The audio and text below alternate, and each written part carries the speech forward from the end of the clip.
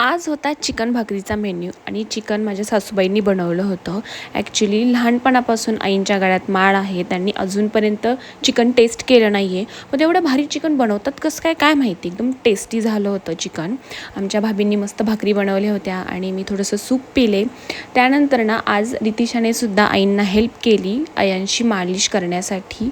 तिला खूप मज्जा येत होती. ती छान हेल्प करत होती आईंना मालिश करायला.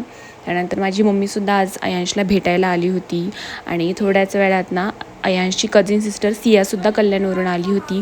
सिया इतकी दमरट झाली आहे ना आता आणि त्यांची आत्तापासूनच मारामारी चालू झाली आहे. पण मारामारीमध्ये ना अयांशच फक्त मार खातो आहे कारण की अयांश सियापेक्षा छोटा आहे.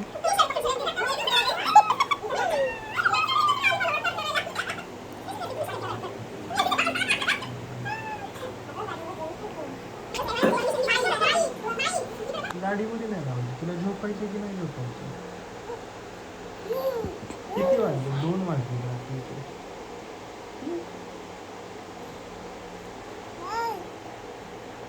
काय हो? नाही झोपायचं? खेळायचे? डॅडी सोबत खेळायचे? हां? 2 वाजता कोण खेळतं? खूप सारी मस्ती करून आणि गप्पा मारून फायनली अयांश झोपला. Bye bye.